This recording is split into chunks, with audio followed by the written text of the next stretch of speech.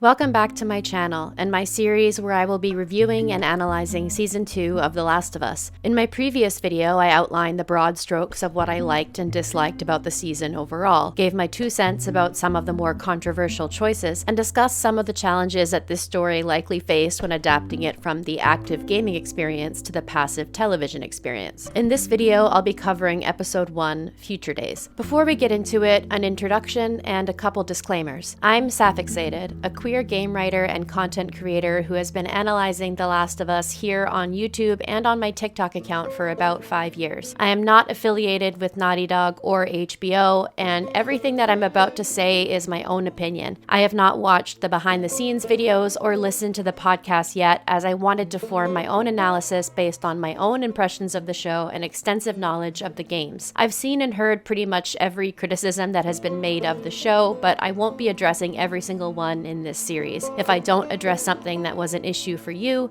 then it probably wasn't an issue for me. Alright, without further ado, let's get into the video. Why would he do this? I heard rumors about some kid he took that was supposedly... That wasn't true.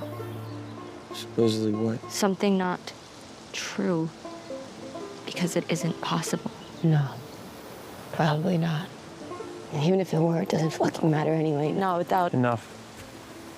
Overall, I thought Episode 1 was a really strong season opener, giving us a slice of life in Jackson, reuniting us with familiar faces and introducing new ones, and hinting that there's impending devastation on the horizon. Bookending the episode with Abby created an intriguing sense of dread, even though I think the opening scene is an example of the clumsy exposition I mentioned in my previous video. It didn't feel natural that the Salt Lake crew would have this conversation 3 days after the attack and after burying the Fireflies. The whole scene just feels awkward, especially with the way it's staged. That said, the scene does contain some interesting character moments. And we were trying to save the wounded. But we didn't save anyone. Did we? It's not fucking fair. No, none of this is fucking fair. There's plenty of subtext to mine here. Who were the wounded they were trying to save? What did they mean to this group? Were they perhaps not blood relatives, and so Abby resents her friend's efforts to save them while her father's killer got away? Did Mel and Nora, the medics in the group, spend the past 3 days desperately trying to save their comrades only to eventually lose all of them while Abby grew more restless? Abby's implication that their fruitless efforts weren't worth it is indeed unfair, but once Owen placates her, they all indicate that they're on board with getting revenge. Already, we're seeing the dynamic between Abby and her friends unfold. They seem almost afraid of her, and even though Owen seems to be taking on the role of de facto leader, it's clear who really calls the shots. When we kill him, we kill him slowly. In the next scene, after Ellie finishes up her sparring lesson with Jesse, we'll hear the first utterance of a word which will come up frequently throughout the season: community. You, ain't going to the thing tonight? Don't we have to? Because community and shit. Oh, you're part of the community now?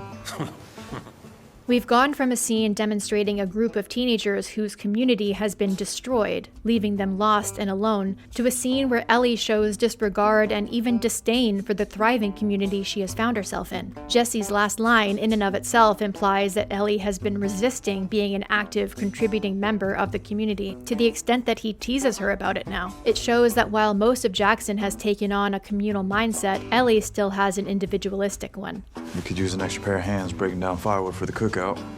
Our introduction to Ellie this season is a violent, insolent one. She refuses to let up on her sparring partner when he taps out and Jesse calls it, gets upset when she realizes the guy was pulling his punches, and is especially pissed off when she learns it's because of Joel's interference, and it won't be the last time. We're also introduced to Jesse, a new character for the TV audience. He's older and more mature than Ellie, but his fondness of her comes through. I wouldn't say his dynamic with her is necessarily parental, probably more of an older brother vibe, but he clearly has some position of leadership over her, which, if she even acknowledges, she doesn't respect. Don't pull punches. This is a picky point, but in an example of what I said in my previous video about some scenes feeling a bit overwritten, Jesse and Ellie both say "by the way" within the span of 2 lines of dialogue. You can't boom motherfucker people who land a first hit on you. Square in the face, by the way. Well, I can obviously take a punch, so who cares? Fucking hard, by the way. They didn't both need to say "by the way" here. It could be that it was added by the actors in the moment, but it's something as a scriptwriter I'd have flagged. It's a superfluous phrase, and the actors aren't directed to deliver their lines in such a way that indicated it was an intentional repetition. But anyway, this scene sets the tone for how Ellie feels about Joel and the rest of the town. Over the first 3 episodes, we will see Ellie struggle to fit in Jackson, and even resent the pressure she receives to do so. She has a flagrant disregard for the town's rules, rejects all forms of authority, and expresses contempt for community-building events like the Winter Dance. Oh, I hate these things. Tell me about it.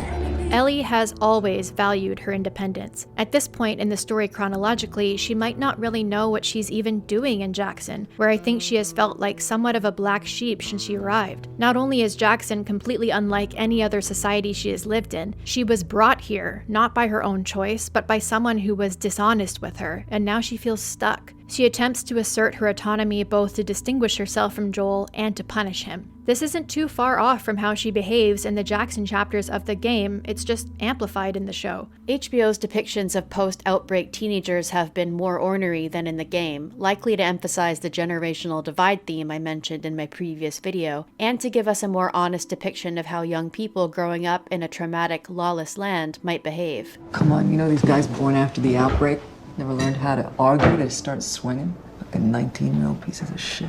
Believe me, the older you get, the more you realize that 19-year-olds are still children. Even though most governments recognize people as adults when they turn 18, that doesn't magically bestow wisdom upon them that they didn't have before. Adulthood is learned, lived, and experienced over time, not inherited at the stroke of midnight on someone's 18th birthday.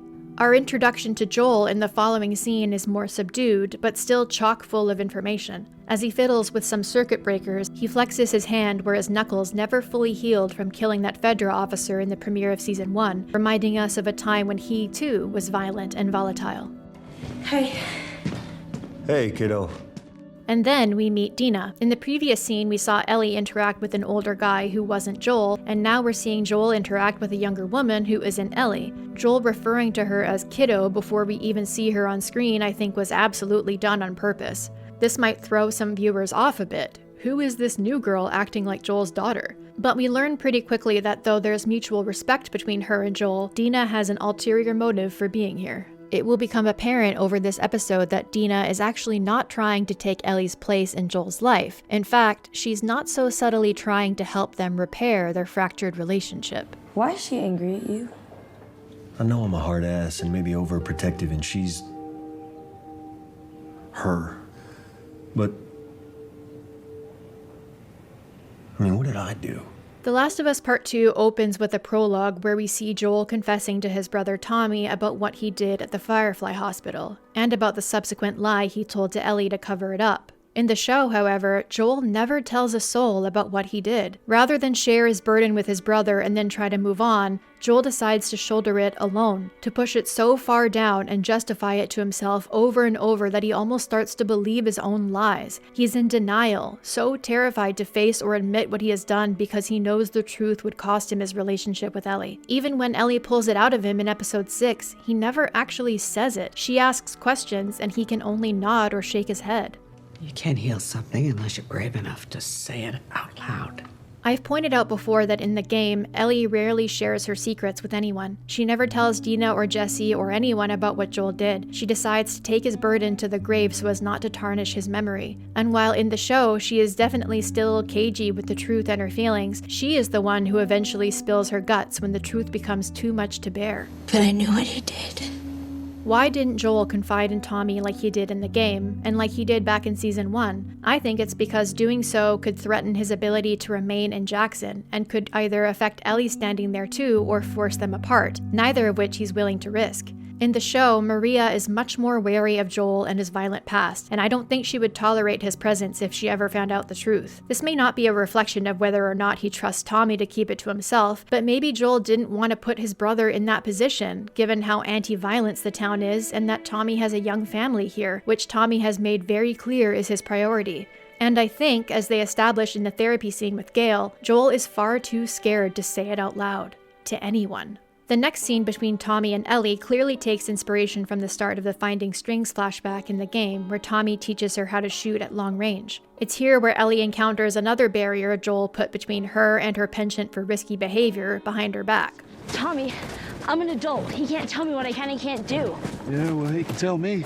This whole episode highlights the growing pains Ellie and Joel have been facing over the past 5 years as they assimilate to normal life in Jackson and attempt to define their relationship. As their first scene in the game demonstrates, it's an awkward and at times painful process, especially because Ellie's trust in Joel has been compromised. He is ready and willing to take on the role of her father, but she is uncomfortable with being perceived as his daughter, as established by her claiming her own living space from the get-go. I always found it odd that in the game, Ellie finds out the truth 2 years into living in Jackson, and then 2 more years pass before other people start noticing their estrangement. In a small town, everyone knows everyone's business, and so I was glad to see the show tackle how their rift affects the people around them. I swear, you and my brother, same goddamn fucking person. Well, if we're the same person, you know you're not winning this. It's telling that Tommy recognizes some of Joel's qualities in Ellie. They're definitely both stubborn, unwilling to take no for an answer, and adept at pushing Tommy's buttons. We'll come back to this later on when Tommy gets a different perspective on Joel and Ellie, who maybe doesn't know them as well as he does, or as he thinks he does. In the next scene, we're introduced to Uncle Joel, the Jackson contractor. We're running out of space to put these people. Yeah, I noticed. Maybe your council stop letting so many of them in. It's our council. When these people are fleeing collapsed settlements, they're fleeing infected. We're supposed to leave them out there? If our lifeboat is swamped, yeah, we leave them out there.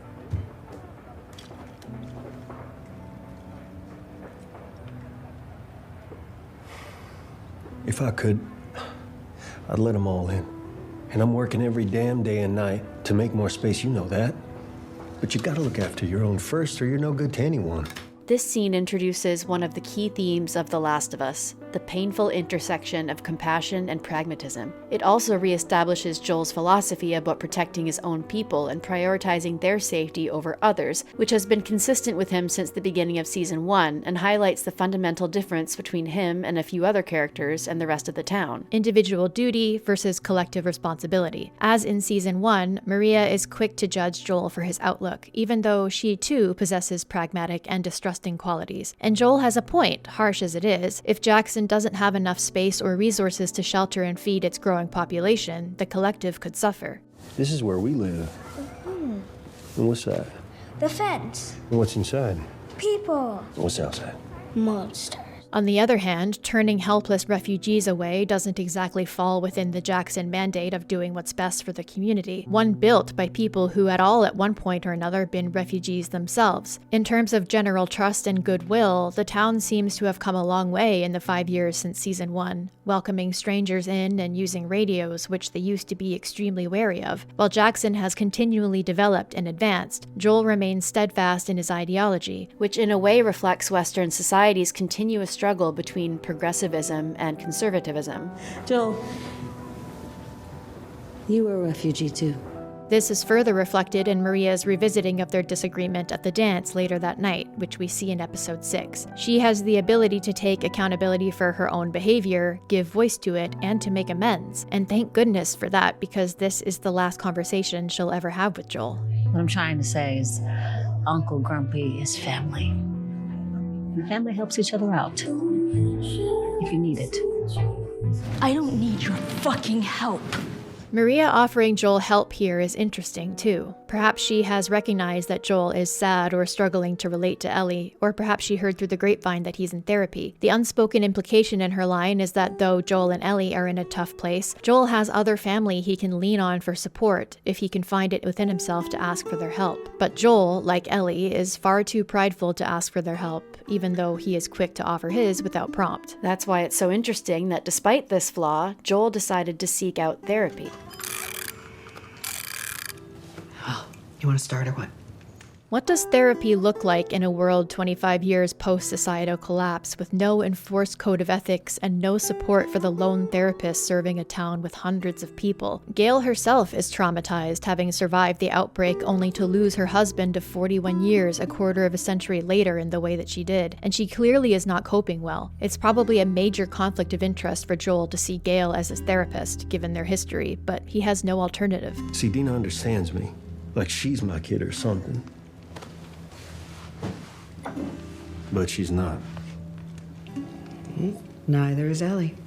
As much as I love the addition of therapy in Jackson, I wish we'd learned more about how Joel ended up seeking it out, especially since he started seeing Gail after killing Eugene. Maybe it's guilt, or maybe it's simply because she's the only therapist available. My suspicion, as soon as they confirmed Catherine O'Hara's role in one of the trailers, was that Maria forced him and Ellie to do therapy following their rift, since that's definitely something I could see game Maria doing, but they don't confirm either way. In any case, it becomes clear pretty quickly that Joel isn't exactly attending therapy for self-improvement purposes, but as an outlet to vent about his crumbling relationship with Ellie. Aren't you supposed to be validating me or something? Oh, yeah, actually I am. But I'm not gonna do it anymore. Because you're lying to me, and it's exhausting. Yes, you are, Joel. Yes, you are.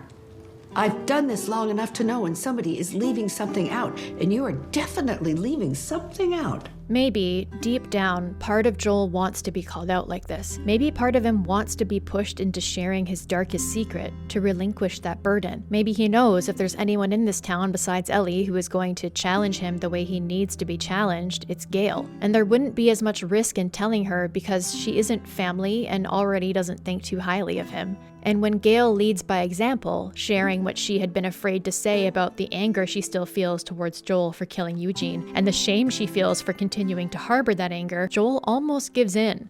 Say the thing you're afraid to say. I can help you. Say it out loud, no matter what it is, no matter how bad.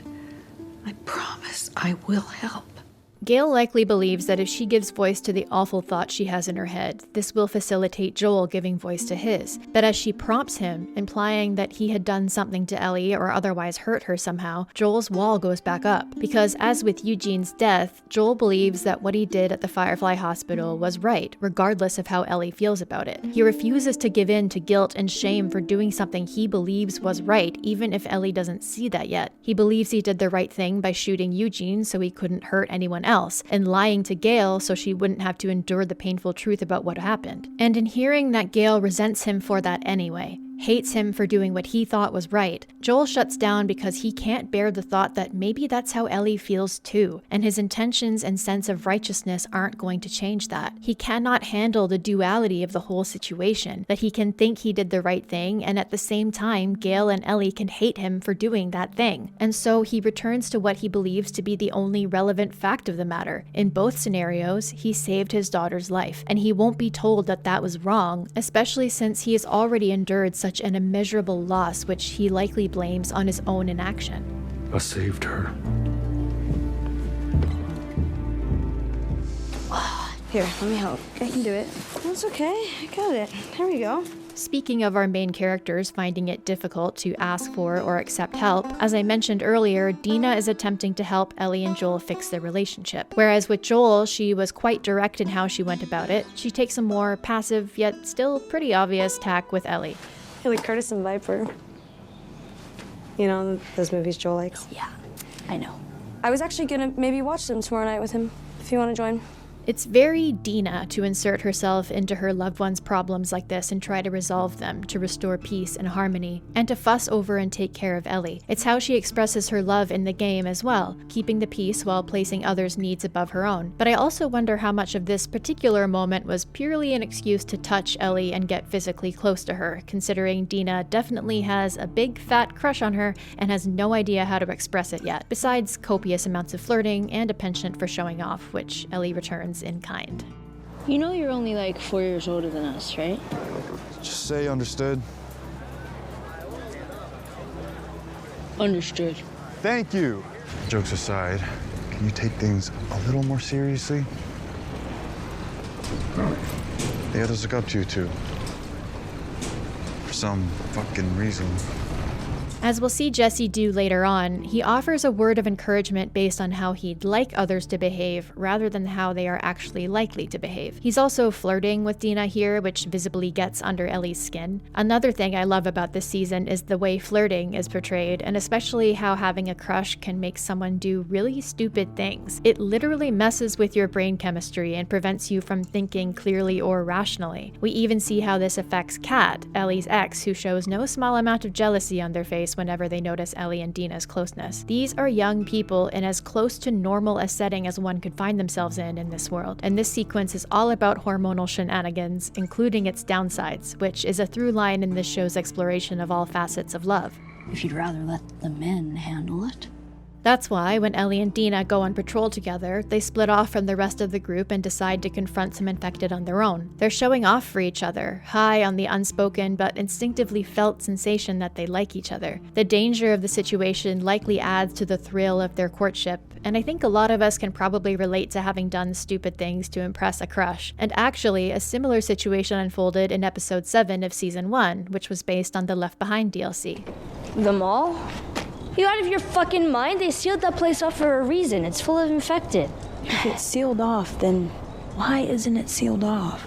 That said, Tommy did mention in this previous scene that Ellie has wandered off on her own to hunt infected before. Even in our world, a lot of teenagers tend to behave like they're invincible, but this teenager has a secret weapon no one knows about, her immunity, the thing she thought was her purpose and believes should have been the cause of her death. In the game, Ellie is called reckless and behaves recklessly on more than one occasion, so this isn't new to the show. I think she also wants to prove that she is grown and can handle herself, because until Joel came into her life, she didn't really have anyone looking out for her, and suddenly being in a community that treats her like a child is probably not an easy adjustment. Ellie is also passively suicidal. She doesn't value her life that much, since in her mind Joel has essentially told her that her immunity, the one thing she thought made her special, was meaningless. And because of that, she doesn't even really understand why she is alive anymore when so many have died around her. Her recklessness and disregard for her own safety stem from her loss of purpose, her something to fight for, her light.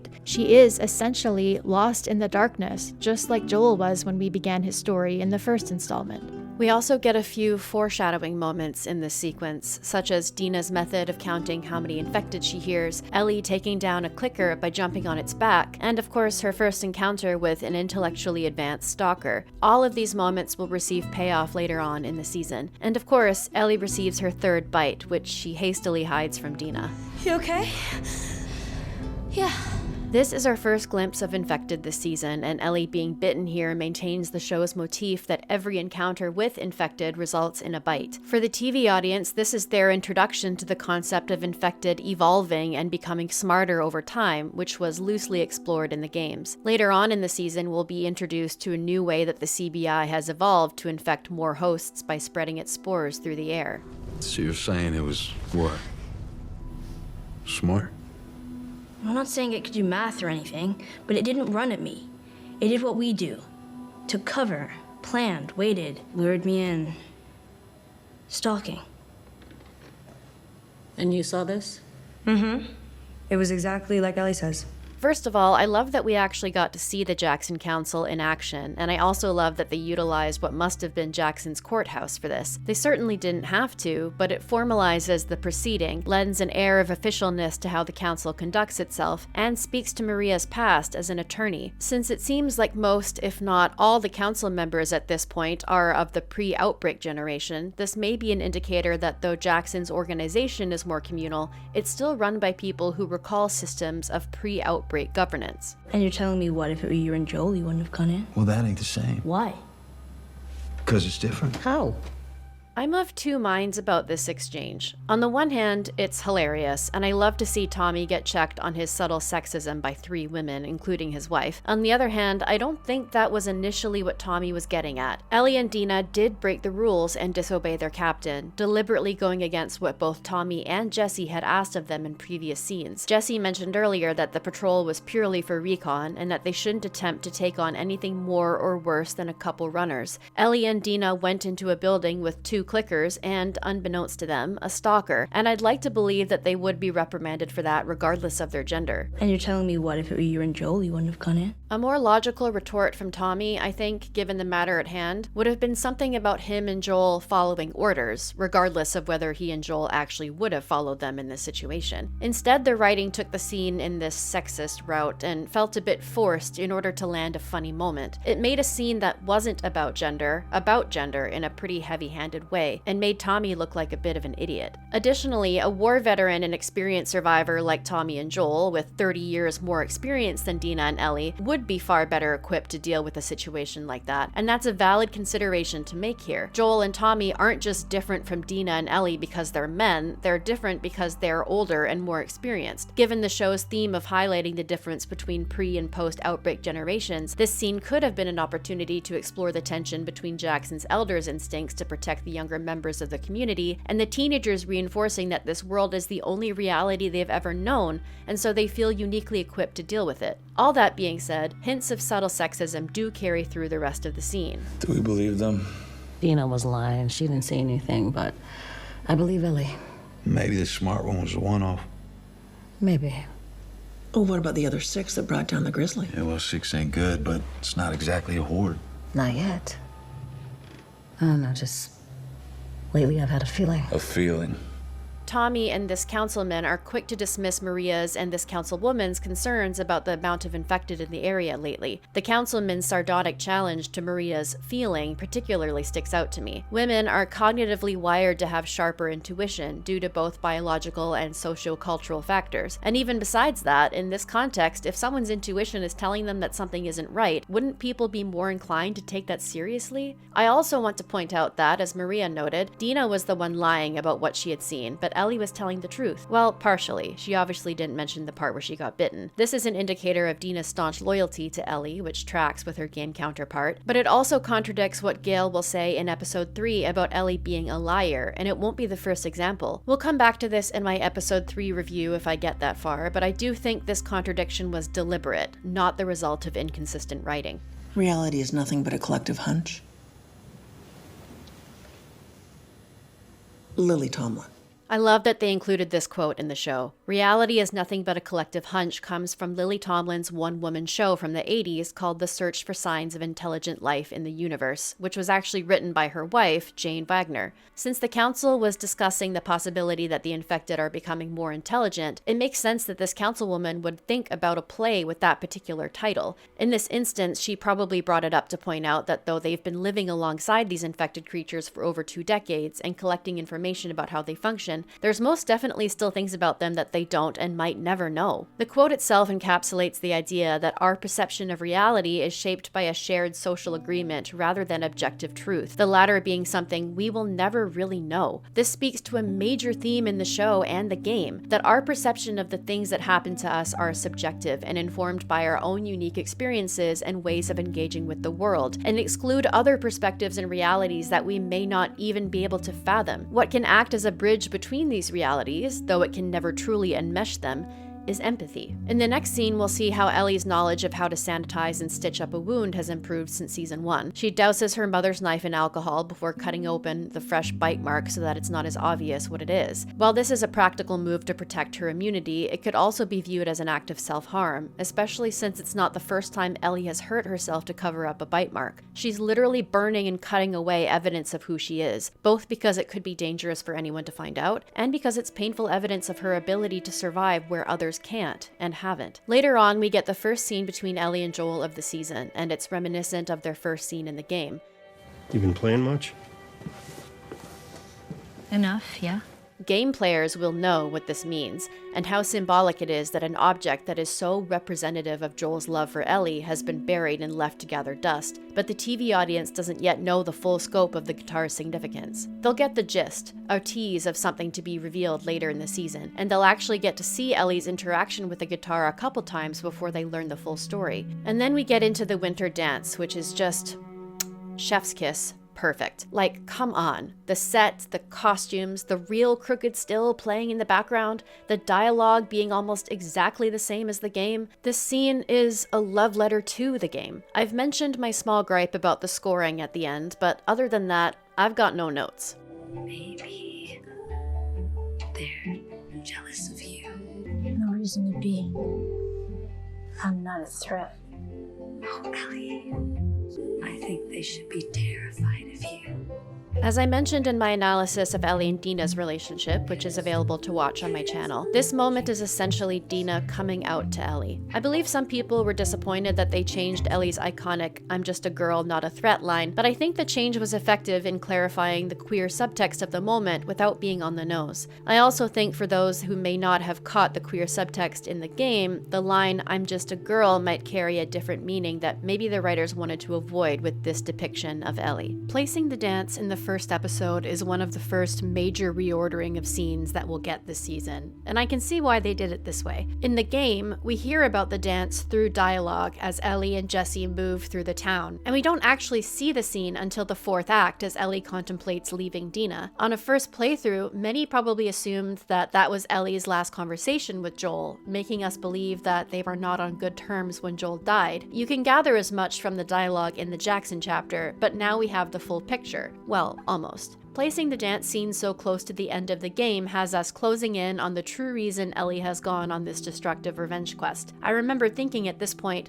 it's guilt that she didn't get to forgive him. Seeing the tender beginning of Ellie and Dina's relationship also makes the following scene where they break up that much more heartbreaking. Moving the scene up towards the beginning of the story allows the audience to see the scene instead of just hearing about it through dialogue, since we're not beholden to one perspective while the player gains control of Ellie for the first time. It's the culmination of separate conversations we've seen Joel and Ellie have about each other throughout the episode, as well as the building tension between Ellie and Dina, making the scene an emotionally impactful climactic moment for the premiere. We then get a little tease for the porch scene, which gamers, of course, will know the significance of, but for the TV audience, this will just be another moment of Ellie and Joel avoiding talking about whatever's going on between them. And once they see episode 2, the TV audience might reflect on this moment with a fresh sense of heartbreak, thinking that this was the last time Ellie and Joel interacted before his death, not knowing what's to come. The episode ends on an ominous note, hinting at incoming threats and reminding the audience about Abby. Some of the season's major dramatic questions have already been posed. Will Ellie and Joel overcome this emotional barrier, and will we find out what constructed it? Will Ellie find out the truth, or does she already know? Will Ellie and Dina get together? Will Abby find her target, and what happens if she does? These are all questions that get posed in the first couple chapters of the game, too. Some of them will get answered sooner than later, and definitely not in the ways the TV audience, and indeed the gamers too,